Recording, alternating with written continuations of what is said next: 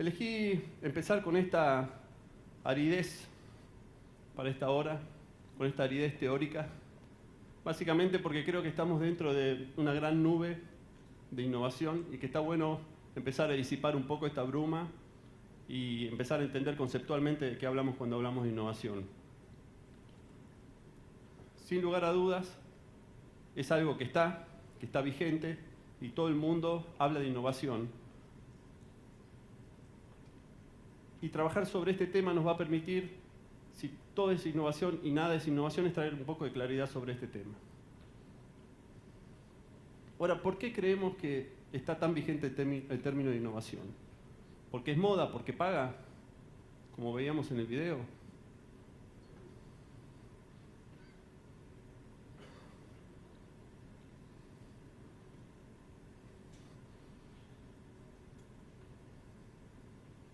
¿O porque la innovación está tratando de dar respuestas a un mundo que es vulnerable, que está lleno de incertidumbres, que está atravesado por el cambio y porque es ambiguo? No me pregunten si es el mundo el que es VICA, que genera empresas y personas VICA con B larga para los salteños, no es de bicarbonato. Ni tampoco si son las personas y las empresas que generan que el mundo sea VICA. Lo que sí podemos decir es que esta es la realidad. Y si no, pensemos en si alguna vez escuchamos alguna de estas frases, ¿no? Esto así no puede seguir, necesito un cambio. La gente se manifiesta vulnerable. No entiendo qué está pasando. Esperábamos esto y pasó aquello. Hay incertidumbre. Sí, está bien, pero ya no quiero esto, ahora necesito aquello. Hay necesidad de cambio. Y me gustaría ganar mucho y arriesgar poco. Ambigüedad. ¿La escucharon en alguna gira, en alguna reunión CREA? La innovación lo que busca es dar respuesta a este estado del mundo hoy en día. Y dentro del mundo incluir estas personas, estas organizaciones. Entonces, por otro lado tenemos que ustedes forman parte de una organización dentro de este contexto que puso como visión al 2025 ser referentes en innovación. Pero también después de ese proceso de armado de pensamiento estratégico y de plan estratégico, dijo que los asesores son el motor para transitar ese camino hacia esa visión 2025. Muchachos, se los digo yo, lo dicen ustedes, bienvenidos. Han sido llamados a gestionar la innovación de sus grupos, de las empresas de sus grupos y de las personas de las empresas de sus grupos. Un aplauso. ¡Vamos, vamos!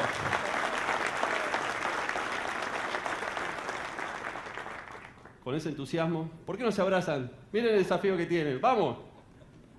Es entendible esta reacción.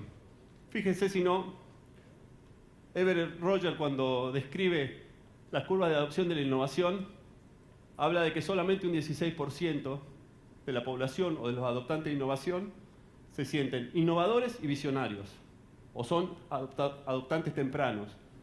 Por lo tanto, hay un 84% que no se siente tan cómodo con la innovación. Si esto lo llevamos a una mesa, a estas mesas, con 10 personas, ¿sí? Tenemos 1 o 2 innovadores que están chochos con este desafío, 2 o 3 pragmáticos, otros tantos conservadores y un par de escépticos. Lo que yo voy a tratar de hacer es hablar para el G8, o sea, para los pragmáticos, para los conservadores y para los escépticos, ¿sí? Para esos 8 que no se sienten tan cómodos con este desafío.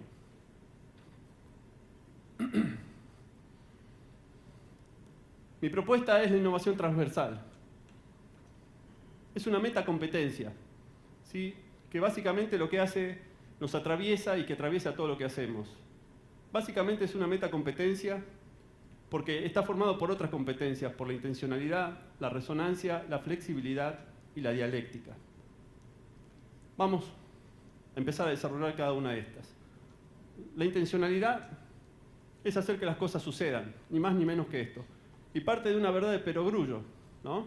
Que para estar bien con los demás es necesario estar bien con uno mismo. Entonces, ese estar bien con uno mismo depende de 3 factores: de la autonomía, de la fluidez y de propósito. La autonomía. ¿Qué significa la autonomía? La autonomía está vinculada con la libertad. Es el poder de decisión y el poder de acción que yo tengo. Por lo tanto, tenemos una autonomía estructural y por otro lado tenemos una autonomía operativa. La autonomía estructural es decir, es estratégica y da la respuesta o responde, yo trabajo de esto porque tengo ganas de trabajar de esto. ¿Se podrían parar los que trabajan de asesores porque tienen ganas de trabajar de asesores? Vamos.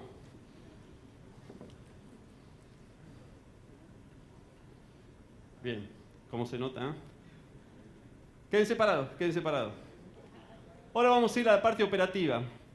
La libertad operativa, ¿sí? O la autonomía operativa, tiene que ver con la posibilidad que tengo yo de ponerle impronta a lo que hago en mi rol de asesor. Entonces, aquellos que tienen mucha posibilidad de poner su impronta, les voy a pedir que se suban arriba de la silla.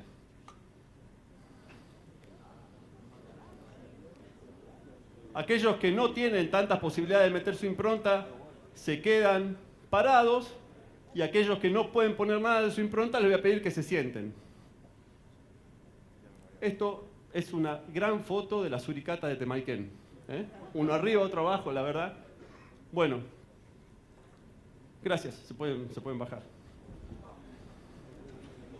Lo que es importante acá es que cuando yo analizo qué cantidad de grados de libertad estoy dispuesto a negociar, tengo que irme a dos hipótesis extremas. En una, resistir, aguantar sin cambios, y en la otra, soltar y tomar nuevos caminos.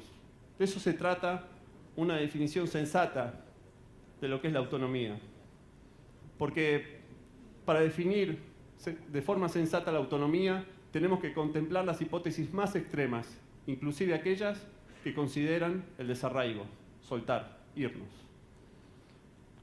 Pasemos a la fluidez. La fluidez en realidad es un estado que tiene que ver más que nada con el dominio, con la maestría, con la capacidad que tenemos nosotros, con ese punto en donde se alinean mis capacidades máximas con los desafíos máximos.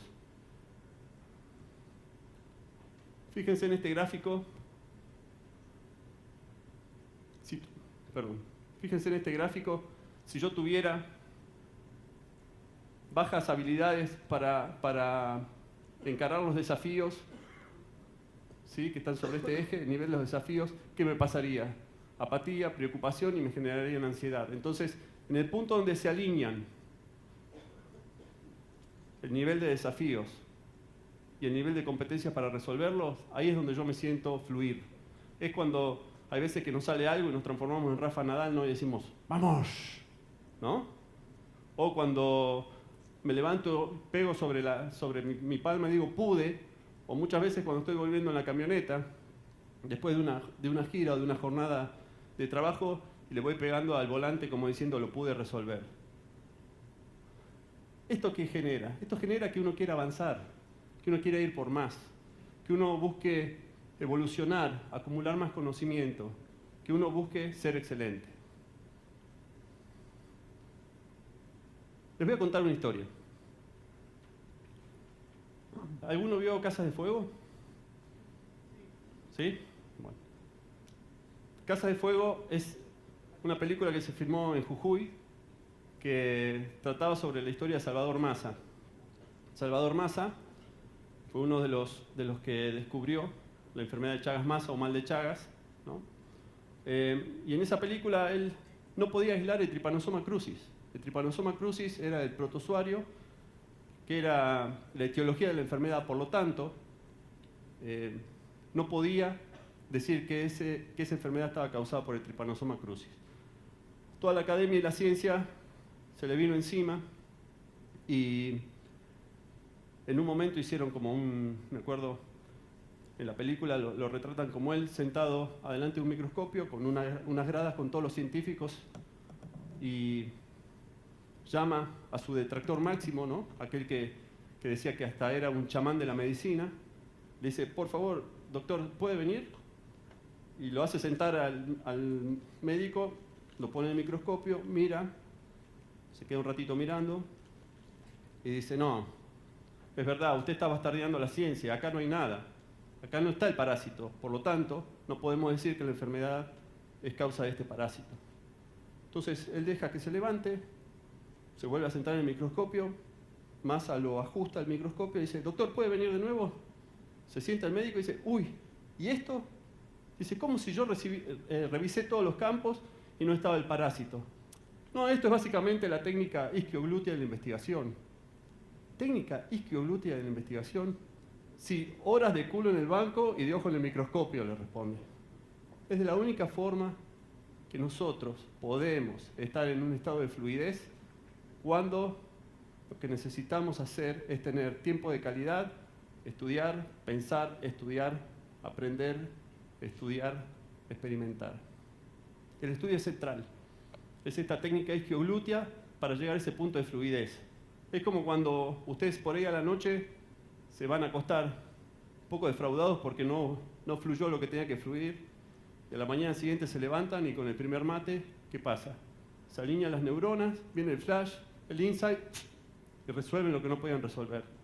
Entonces, de golpe porrazo, esto me lo contaron, no es que yo lo haya hecho, uno se transforma en un matetariano, una versión vegetariana del mate, ¿no? Porque como fue con el primer mate que vino este insight, empieza a pedir ensaladas de mate con parmesano, o toma yogur con yerba, o empieza a condimentar la carne, pero no es así. La única forma no es el mate que genera ese insight. Es horas y horas y horas de dedicarle a esto. Solamente así es como llegamos a un estado pleno de fluidez. Y como diría Pasteur, la inspiración solo viene a mentes preparadas. Vamos por la tercera competencia de lo que sería la intencionalidad, que es el propósito. El propósito no es más ni menos que tener una razón para vivir, o varias razones para vivir. Podemos decir razones o creencias. Tenemos que determinar las creencias para luego elegir las conductas. Porque generalmente lo que hacemos, muchas veces ponemos mucha energía en subir por una escalera que está apoyada en la pared equivocada. Y este concepto es el que refleja Simon Sinek en su Círculo Dorado, en el cual nos desafía a cambiar la forma de ver las cosas de la tradición de sabemos lo que hacemos, a veces y otras no tanto sabemos cómo hacerlo, pero muy pocas veces sabemos por qué hacemos lo que hacemos, ¿no? Lo que nos propone este Círculo Dorado es ir de la inspiración, del instinto, de las emociones, y antes que nada preguntarnos por qué hacemos lo que hacemos.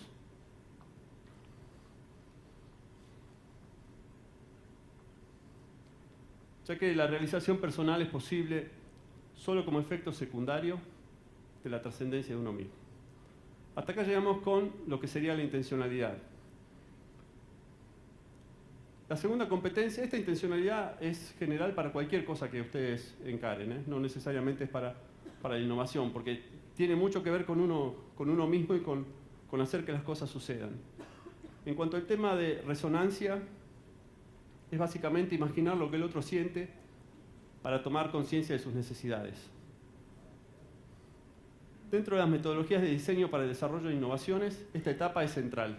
Yo les voy a hablar de brevemente de tres, para que vean qué tan importante es el tema de la resonancia. La primera es el diseño centrado en personas. Esta metodología, tal como dice su título, lo que hace es desarrollar innovaciones y soluciones con el eje central en la persona. Está muy utilizado para aquellos bolsones de falta de infraestructura, como ser falta de agua, como ser falta de caminos, etc., ¿no? Y fíjense cuál es la primera etapa. ¿Se lee? Escuchar. Escuchar, escuchar y escuchar.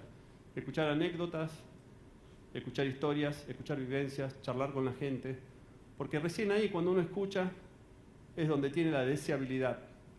Después de la deseabilidad, es recién a donde viene la viabilidad y la factibilidad. Pero no se puede avanzar en esta metodología sin atravesar y tener perfectamente definida la etapa de escucha. Por otro lado, la biomimética. La biomimética es el diseño inspirado en la biología. los que escriben sobre biomimética dicen que tenemos un montón para aprender de la biología, ya que hace más de 3.8 billones de años que hay seres vivos en la Tierra. Entonces, en toda esa evolución hay un montón de cosas que podemos capturar nosotros para desarrollar innovaciones. Entre otras cosas, cómo estudiar las ballenas de una ballena para hacer filtros de agua, o cómo estudiar las feromonas de las hormigas para mejorar la comunicación interna en las organizaciones, o cómo mejorar el trabajo en equipo a través del estudio de los pelícanos americanos cuando se agrupan para rodear los cardúmenes y hacer más eficiente cada uno de los bocados. De eso se trata la biomimética. Y fíjense que la primera etapa es contextualizar, identificar una función.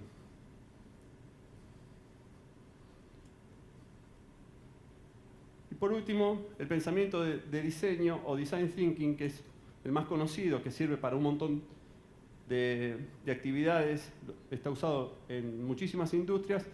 Inclusive hay un libro que se llama Diseña tu vida con este método, ¿sí? Así que puede servir hasta para diseñar la vida de uno mismo. Y fíjense que la primera etapa de esta metodología es empatizar. Entonces vamos a hacer el primer ejercicio de resonancia. Les voy a pedir que agarren una hoja en blanco. ¿Tienen todos una hoja en blanco?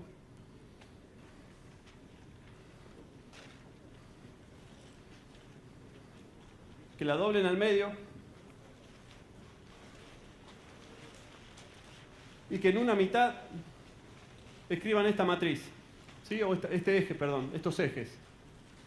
Expectativas altas, expectativas bajas, compromiso bajo y compromiso alto. Les tendría que quedar casi igual a esta diapo. Y ahora viene lo otro. Vamos a hacer estas tres columnas en ID. Va a ser la identificación de los miembros CREAS de sus grupos. ¿Sí? Pónganle lo que quieran, pónganle números, iniciales, apodos, lo que quieran. Los coordinadores pueden hacer esto con los asesores de su mesa también, como ejercicio. Comp es compromiso y expe es expectativas. Lo que les voy a pedir es que rápidamente, como un ejercicio, valoricen a cada uno de los miembros en cuanto a su compromiso y sus expectativas. Así vamos a tener los que tienen compromiso alto y expectativas altas, son los bala de plata. Esos son los ideales para tener adentro del grupo.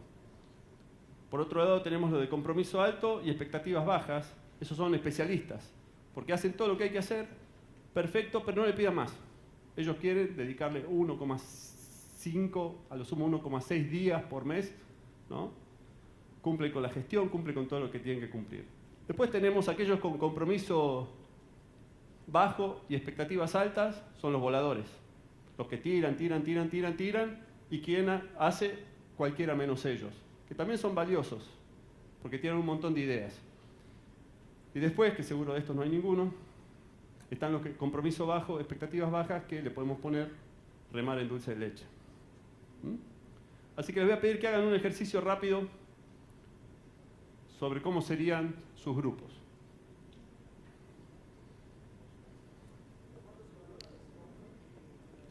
Más o menos.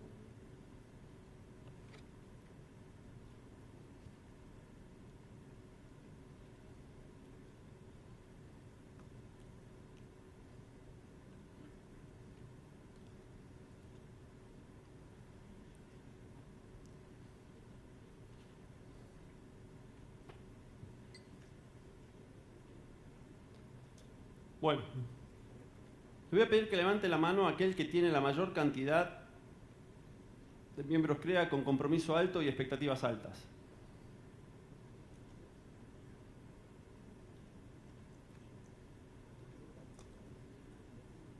¿Y aquel que tiene compromiso alto y expectativas medias bajas?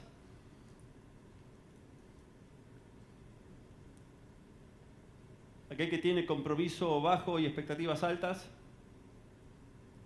¿La mayor cantidad en esos? O sea, compromiso bajo y expectativas altas. Linda changa les tocó.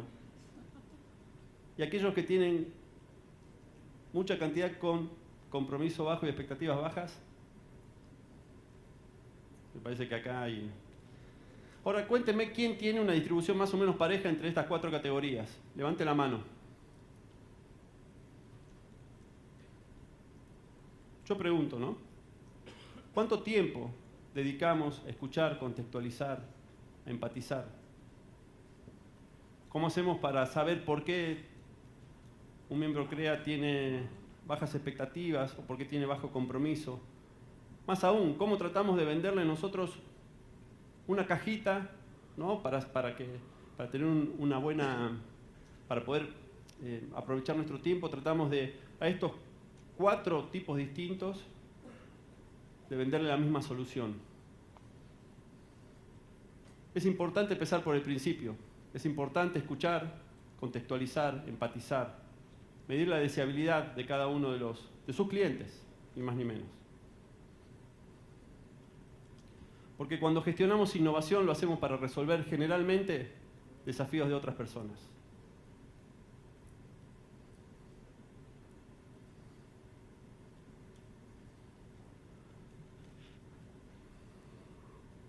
Ahora les voy a contar, yo soy un fanático de las charlas TED.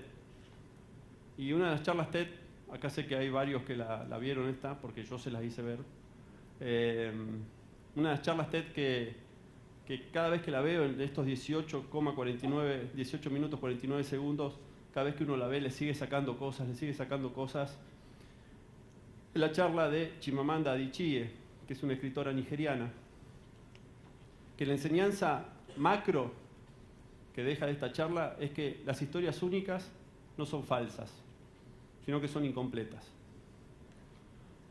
¿Y por qué decía esto? Básicamente porque ella, cuando era chica, dejó su Nigeria natal, se fue a Estados Unidos y cuando vivía en la universidad, su compañera americana de cuarto, o sea, su compañera de cuarto que era americana, tenía una visión de África desde los americanos. De hecho, fíjense que hablaba de África, que ni siquiera es un país, es un continente, ¿no? Y cuando en su primer contacto, y después de escucharla a Chimamanda, que ya escribía de muy joven, dice, pero yo pensaba que en África, sí, los paisajes eran muy lindos, las reservas de animales salvajes, las más importantes del mundo, pero también hay un montón de pobladores con guerras sin ningún sentido, esperándose morir de pobreza o de sida, que no se pueden comunicar entre ellos por la cantidad de dialectos y que siempre están esperando que algún blanco vaya a salvarlos. Esa era la historia única de la compañera de cuarto de Chimamanda. Imagínense la cara de Chimamanda. ¿Qué quiero decir con esto? Para ser flexibles, nosotros tenemos que adaptarnos a distintas situaciones, entender y valorar posturas diferentes, hasta inclusive puntos de vista opuestos. ¿Por qué? Porque muchas veces trabajamos sobre un desafío, un problema, le metemos tiempo, pasión, llegamos a un nivel de abstracción tal que terminamos construyendo nuestra única historia, ¿no? Entonces nos transformamos en un monstruo serial que quiere imponer la solución, ¿no? Donde la solución que nosotros diseñamos es la única opción que existe. Lo que tenemos que hacer en este caso es, más allá de la resonancia, a través de la flexibilidad, poder completar con la otra parte, en todo lo que es innovación, esta historia completa, para que no sea una historia única. ¿Por qué? Porque ustedes tienen que tener en cuenta que básicamente el rol del asesor llega solo hasta la recomendación, no llega a la implementación. El asesor llega nada más que la recomendación y es potestad del asesorado implementar o no implementar la recomendación. Y por otro lado, cada vez que nosotros diseñamos una solución y trabajamos con personas, tenemos que entender que las soluciones no son completas. Entender que el rol del asesor llega hasta la recomendación y que las soluciones no son completas, seguramente les va a allanar el camino de frustraciones. Allanar, no llenar. Y por último les voy a hablar de la dialéctica. La dialéctica es una competencia que se entrena. Fundamentalmente los que la entrenan son los ajedrecistas. Y esta anécdota es del año 1999, cuando Garry Kasparov, en ese momento campeón del mundo, la estaba pasando muy mal, pero pésimamente mal, contra el búlgaro Topalov. En un acto de concentración, de arrojo y hasta de toma de riesgo, Kasparov decidió en el movimiento 24 lo que iba a lograr en el movimiento 42 y ganó la partida. La jugada esa se terminó llamando el inmortal Kasparov, pero no fue suerte. Los ajedrecistas tienen la capacidad de tener profundidad ante situaciones amplias y amplitud ante situaciones profundas. Y de eso se tratan las mentes dialécticas. Cuando seteamos nuestra mente en amplitud para pensamientos profundos y mentes profundas para pensamientos amplios. ¿Cómo hacemos para expandir la profundidad y la amplitud? Nosotros por nuestra profesión generalmente estamos acá. Muchísimo. Tratamos de ir al detalle, a lo profundo, a la solución. Las profesiones que están más vinculadas con el diseño, con la comunicación, están acá. Son todos unos voladores. Alguien diría concretito, ¿no? Y haría así con la manito, concretito. De eso se trata la dialéctica. De entrenar nuestra mente para poder pensar en el mismo momento, en la profundidad y la amplitud. Pero para eso tenemos que hacer el ejercicio de evitar dar respuestas que simplifiquen la realidad. Porque cuando nosotros vamos con una solución única a nuestro grupo que tiene 4 tipos de miembros distintos, vamos con una solución única, porque queremos simplificar la realidad. También tenemos que tratar de desafiarnos a no explicar mucho con poco. Eso también es simplificar la realidad. Y por otro lado, tenemos que lograr con total naturaleza pensar al mismo tiempo en la complejidad del problema y en las numerosas posibles soluciones. De eso se trata la dialéctica. ¿Hasta acá?